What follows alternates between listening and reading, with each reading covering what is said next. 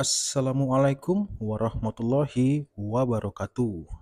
Kembali lagi di channel Teknisi All is Done. Oke, di sini saya akan sedikit memberikan penjelasan tentang alat-alat apa saja yang dibutuhkan untuk teknisi pemula dan juga beserta fungsinya ya. Sesuai dari permintaan salah satu subscriber, dia meminta tolong buatkan video tentang alat-alat apa saja yang diperlukan untuk teknisi pemula. Nah, di video kali ini saya akan memberikan sedikit penjelasan tentang seputaran servis HP, yaitu alat-alat apa saja yang perlu digunakan dan beserta fungsinya ya. Oke, yang pertama di sini ada solder. Nah, mungkin teman-teman semua sudah pada tahu ya solder itu fungsinya apa dan gunanya seperti apa. Tapi di sini saya akan mencoba untuk menjelaskannya lagi. Ya, solder itu merupakan jenis alat bantu ya yang berperan dalam sebuah elektronika yang berfungsi untuk menyambung sebuah komponen pada peralatan elektronik, terutama di bidang servis handphone. Nah, kalau untuk cara kerja solder itu sendiri, yaitu dengan memanaskan atau melelehkan timah dengan tujuan untuk proses memudahkan dalam penyambungan sebuah komponen ataupun menyambung dan melepaskan sebuah komponen. Oke, yang kedua di sini ada amtek ataupun flux ya. Di sini seperti pasta berwarna kuning. Nah, untuk fungsi amtek ini sendiri ya untuk memudahkan kita dalam proses penyolderan ataupun pengangkatan IC serta proses penjamperan. Nah, di amtek ini sendiri itu sangat penting untuk dalam proses penyolderan ya. Amtek juga bisa berfungsi besar ya untuk proses pemasangan dan pengangkatan IC. Dan yang ketiga di sini ada timah gulung. Nah, di antara solder, amtek dan timah gulung ini itu salah satu peran aktif ya dalam penyolderan. Ketiga barang ini wajib ada pada saat kita melakukan penyolderan, penjamperan, dan pemasangan untuk komponen. Jadi saran saya diutamakan untuk solder, timah gulung, dan amteknya itu wajib ada. Oke, yang keempat di sini ada blower atau solder uap. Nah, di sini saya sendiri menggunakan Quick 850 analog. Pada saat menggunakan untuk proses pengangkatan dan pemasangan IC, saya gunakan setelan airnya di 3,5 dan di heaternya di setelan 5. Itu untuk versi saya ya. Nah, untuk fungsi dari blower ini sendiri itu yang setahu saya hanya untuk proses pemasangan IC, pengangkatan IC, dan pengangkatan komponen juga bisa ya. Nah, selain itu juga sering saya menggunakan untuk blower ini sendiri untuk proses pembelahan LCD pada saat saya belum mempunyai yang namanya separator. Tapi saran saya untuk pemula tidak usah pakai belah LCD dulu ya. Jadi fokus ke mesin dulu, masalah belah LCD itu mudah, bisa menggunakan separator. Nah, di sini ada yang kelima yang wajib kalian punya untuk teknisi pemula, yaitu namanya power supply. Nah, fungsi power supply ini sendiri itu untuk mengecek di bagian kerusakan handphone. Misalnya posisi HP-nya tidak menyala alias mati total. Kita bisa langsung sambungkan di kabel positif ke positif, negatif ke negatif di bagian konektor baterainya ya. Apabila itu handphonenya berupa baterai tanam, itu kalian bisa cari dulu titik feedbacknya di mana untuk proses pengecekan. Untuk setelannya sendiri yang ada tulisan 048 itu dia untuk penggunaan di handphone paling tinggi 4,8 ya, 5 volt juga boleh, itu paling tinggi, jangan lebih. Nah, paling sedikit itu 4,2 ataupun 4,3.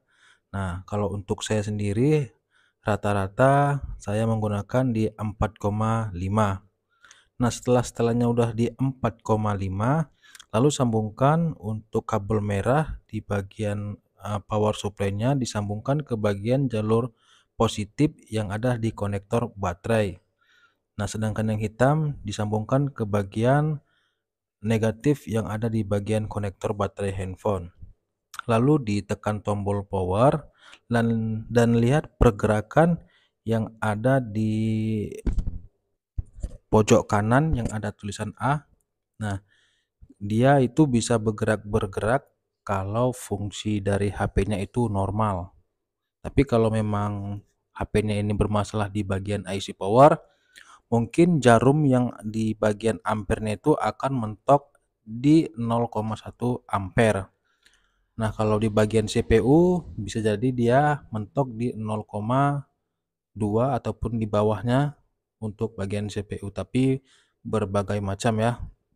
Untuk lebih lanjutnya untuk proses penggunaan power supply, saya akan buatkan video nanti karena untuk proses fungsi dan cara penggunaan di power supply ini sendiri itu sangat agak-agak sulit sedikit ya. Jadi saya akan buatkan video khusus untuk penggunaan power supply di video selanjutnya. Dan yang keenam di sini ada multimeter analog. Nah, untuk jenis multimeter ini ada yang analog dan ada yang digital. Nah, di sini kebetulan saya akan menjelaskan untuk multimeter analog karena untuk multimeter analog dan digital itu fungsinya sama ya. Untuk fungsi dari multimeter analog ini sendiri itu berfungsi untuk mengecek atau mengukur suatu tegangan yang ada di dalam komponen atau mengecek suatu jalur apakah jalur itu putus ataupun menyambung. Nah, selain itu juga untuk multimeter ini sendiri biasa saya gunakan untuk mengecek tegangan dari baterai, juga sering saya gunakan dan lain sebagainya ya. Ya, terutama saya sering menggunakan multimeter ini untuk mengecek jalur apakah ada yang putus, saya menggunakan multimeter analog dan juga mengecek tegangan yang ada di komponen seperti dioda, kapasitor dan lilitan. Nah, serta koil juga untuk proses pengukurannya lebih mantap menggunakan multimeter analog. Jadi untuk multimeter analognya wajib ada ya. Yang ketujuh di sini ada Smart USB. Nah, di sini fungsinya untuk mengecek konsumsi arus yang masuk di dalam handphone pada saat proses pengecasan. Sebenarnya fungsi ini hampir sama dengan multimeter analog tadi ya. Cuman bedanya kalau di Smart USB ini dia sudah tertera di bagian LCD-nya pada saat kita colok langsung keluar berapa volt yang masuk ya untuk di bagian HP yang kita cas ataupun kita charger. Kalau saran saya produk ini juga sangat membantu untuk teknisi pemula ya, jadi bisa mengerti dan bisa mengetahui konsumsi arus yang masuk di handphone pada saat proses pengecasan. Karena kalau untuk di handphone Android sekarang untuk mengecek menggunakan multimeter analog itu sangat rumit karena harus bongkar casing. Sementara kalau menggunakan Smart USB ini tinggal colok dan arusnya akan langsung tampil di layar Smart USB-nya. Nah, di sini yang ke-8 ada aktivator baterai. Fungsinya sangat simpel, hanya untuk mengecas baterai ya. Dan dilengkapi juga dengan LCD yang atasnya juga ada tertera. Nah, untuk aktivator baterai ini saran saya untuk teknisi pemula juga wajib untuk memilikinya. Karena kalau untuk HP Android sekarang itu sering terjadi tidak hidup ataupun mati total hanya karena kehabisan baterai. Sebenarnya untuk proses pengisian baterai juga bisa menggunakan power supply, tetapi lebih simpel lagi menggunakan aktivator baterai yang seperti ada di gambar video ini ya. Nah, jadi saran saya juga untuk aktivator baterainya wajib dibeli ya, wajib dimilikin karena ini sangat membantu untuk proses pengerjaan dalam suatu permasalahan di handphone, terutama baterainya yang kosong.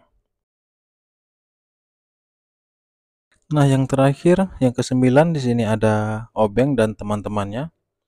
Maksudnya teman-temannya itu ada alat untuk membuka casing belakang dan lain-lain ya. Dan menurut saya obeng ini sangat sangat dibutuhkan sekali untuk para teknisi ya, maupun pemula ataupun yang sudah suhu-suhu di luar sana. Jadi percuma saja menurut saya kalau kalian punya power supply, kalian punya blower, kalian punya aktivator baterai, dan kalian punya smart USB. Kalau kalian tidak punya obeng sama saja tidak bisa membuka handphone ya. Jadi obeng ini tidak boleh disepelekan, wajib ada minimal 2 lah ya, minimal 2. Karena hilang satu ada cadangan satu.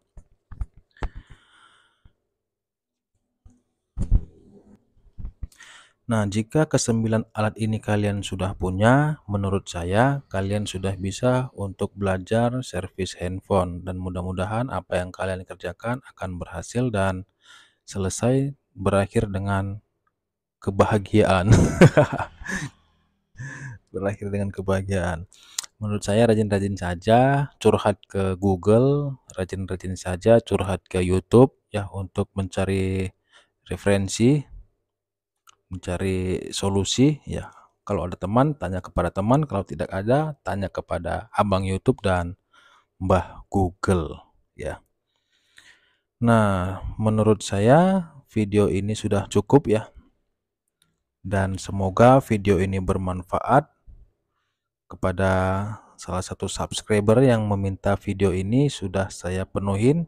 Semoga kalian bahagia dan senang. Jangan lupa di like, komen, dan di subscribe serta diaktifkan loncengnya agar saya lebih semangat lagi untuk memberikan tutorial-tutorial terbaik tentang seputaran servis handphone. Akhir kata dari teknisi, all is done. Assalamualaikum warahmatullahi wabarakatuh.